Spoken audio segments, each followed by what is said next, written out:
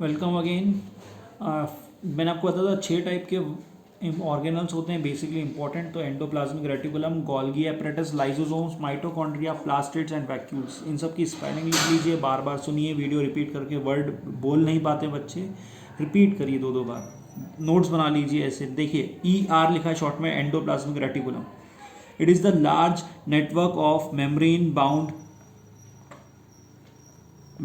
Bound tubes and sheets. तो large network है of membrane bound tubes and sheets का, ठीक है। It look likes long tubules and round bag. एक round bag की तरह दिखता है, बड़े से राउंड बैग की तरह दिखता है।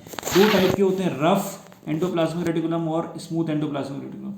रफ वो क्यों हो जाता है? क्योंकि उसके ऊपर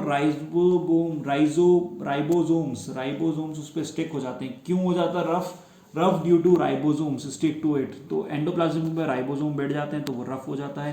the ribosomes which are present in all active cells are the site of protein manufacture। मैं आपको पिछले वीडियो में बता चुका हूँ राइबोसोम का पर्पस क्या होता है, प्रोटीन मैन्युफैक्चर। क्या होता है? Protein manufacture. तो RER बोलेंगे, रफ एंडोप्लाज्मिक रेटिकुलम, RER। फिर दूसरा होता है SER। तो ये तो रफ वाला क्या करेगा? प्रोटीन बनाएगा। तो SER क्या करेगा?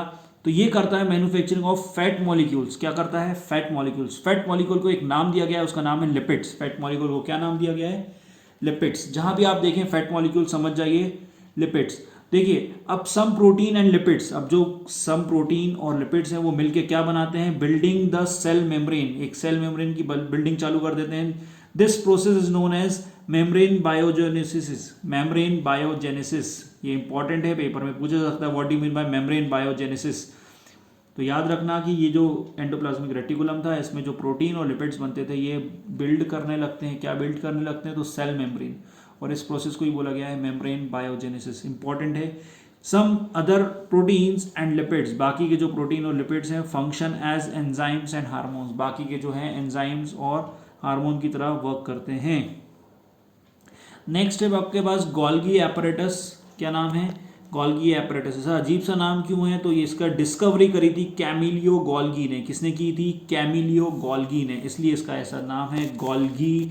क्यों? साइंटिस्ट का नाम था कैमिलियो गोल्गी। नेक्स्ट अपन देखें तो it contains some of membrane bound vessels. इसमें मेम्ब्रेन बाउंड वेसल्स होते हैं, arrange parallel to each other. वो एक दूसरे के पैरेलली अरेंज होते हैं। The membrane often have connection with membrane of ER। ये जो जनरल इनका कनेक्शन किससे होता है? एंडोप्लाज्मिक रेटिकुलम से कनेक्शन होता है। जो एंडोप्लाज्मिक चीज़ें बनाता है, जैसे अपन ने पढ़ा था कि प्रोटीन और लिपिड्स बनाता है, तो वो ये क्या करता है? उसको पैक करके डिस्पैच करता था। इसका फंक्शन क्या होता है? Packaging and dispatching to the various target cells. जहाँ जहाँ उसको भेजना है वो वहाँ भेज देगा। फंक्शन में आप ये लिख सकते हैं कि क्या था, उसको स्टोरेज एंड पैकेजिंग करने का काम होता है इसका, ठीक है। तो ये बहुत इंपॉर्टेंट था। फंक्शन में आप, मैं ये बोला, यही पॉइंट आप अच्छे से लिख देंगे तो आपको पूरा मार्क्स मिल जाएंगे। देन नेक्स्ट आता है लाइजोसोम, सबसे इंपॉर्टेंट है। इसमें एक पॉइंट याद ही कर लीजिएगा, यहाँ ब्रैकेट में भी बना के आप लिखिए कि lysosomes are called suicidal bags. Bracket में लिखिए क्या होते हैं ये? Suicidal bags. क्या होते हैं? अब देखिए कैसे होते हैं। Structurally lysosomes are membrane bound sacs. Membrane bound sacs हैं, मतलब एक बोरे टाइप के, एक बैग टाइप का होता है, फिल्ड विथ डाइजेस्टिव एंजाइम्स। इसके अंदर क्या होता है? डाइजेस्टिव एंजाइम्स होते हैं। These enzymes are made up of RER। किसके बने हुए होते हैं? Rough endoplasmic reticulum. मैंने आपको बताया था RER क्या होता है? Rough endoplasmic reticulum. Lysosomes are a kind of waste disposal system. क्या है ये? एक वेस्ट डिस्पोजल सिस्टम है। Lysosomes break them up as they contain powerful digestive enzymes. Powerful digestive enzyme होता है तो वो ब्रेक कर देता है।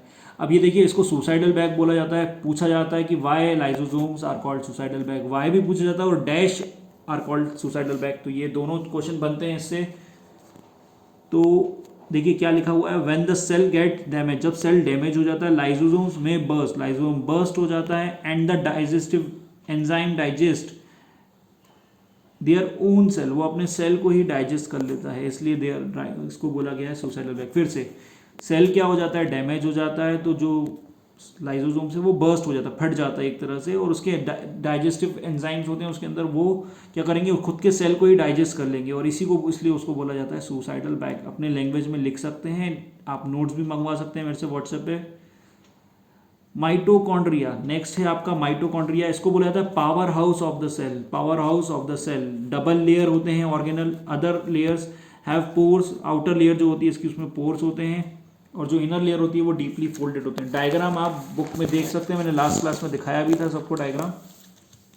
फंक्शंस क्या होते हैं, तो भाई सबसे पहला फंक्शंस तो भैया आपको पता ही है, एनर्जी देते हैं आपको। जो आपको एनर्जी चीज चाहिए वो केमिकल एक्टिविटीज़ के लिए वो आपको देते हैं यही लोग, यानी कि माइटोकॉन्ड्रिया, और in the form of ATP. ATP का फुल फॉर्म क्या होता है, adenosine triphosphate. Adenosine triphosphate energy currency होती है। ये किसकी होती है, energy currency of the cell.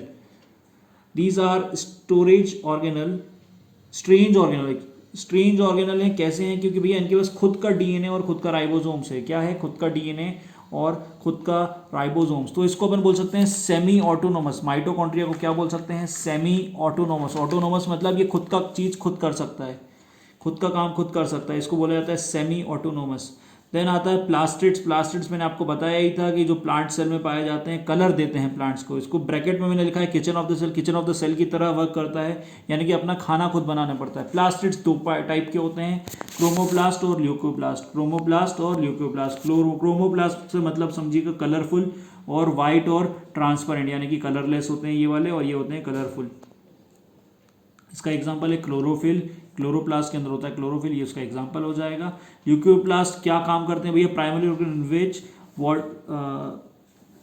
Such as starch. भाई मटेरियल जो है वो स्टोर होते हैं, जैसे कि स्टार्च, प्रोटीन एक्सेट्रा, ये सब स्टोर हो जाते हैं। ठीक है। स्ट्रोमा क्या होता है, व्हाट इज स्ट्रोमा, तो ये याद रखिएगा, the internal organisation of the plastid. The internal organisation of the plastids consist of numerous membrane layer embedded in a material. वो जो ऑर्गेनाइजेशन थी किसकी, प्लास्टिड की, वो एम्बेडेड होता है एक मटेरियल में। उस मटेरियल को बोला गया है स्ट्रोमा। ये याद करिएगा, इंपॉर्टेंट है, पूछा जा सकता है व्हाट इज स्ट्रोमा। तो ये जो आपके प्लास्टिड्स थे उसके ऑर्गेनाइजेशन को ही बोला गया है स्ट्रोमा। किस तरह से वो एम्बेडेड है, जिस मटेरियल में एम्बेडेड है उसको बोला गया है स्ट्रोमा। वैक्यूल आता है। वैक्यूल क्या होता है बेटा, आपने देखा था प्लांट सेल का लार्ज वैक्यूल होता है, एनिमल सेल का स्मॉल वैक्यूल होता है। अब इस प्लास्टिड के बाद वैक्यूल में ये क्या करता है, स्टोर करता है। क्या स्टोर करता है, तो फूड स्टोर करता है। आप इतना भी लिखेंगे तो भी मार्क्स मिलते जाएंगे।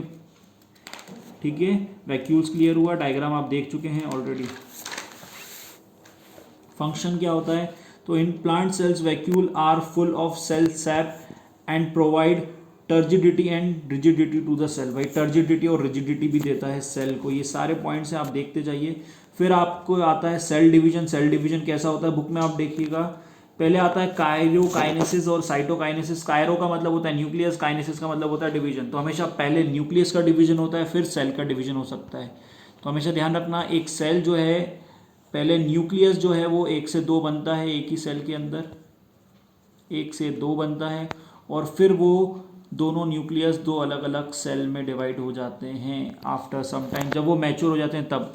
Then last is type of cell division में आपने बता देखो 2n, अपन जितने भी ह्यूमन बीइंग हैं उनके क्रोमोसोम्स 2n के टर्म में पाए जाते हैं।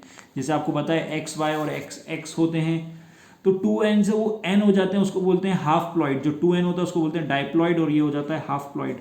अब देखो जब डिवीजन होता है या रिप्रोडक्शन होता है, जब वो 2n से 2n रहे तो उसको बोला जाता है माइटोसिस, और 2n से n हो जाए तो उसको बोला जाता है मियोसिस। That's it. आपके लिए चैप्टर में पेज नंबर लिखे हुए थे, you can work on your own. कोई डाउट आता है तो you can ask me. Thank you.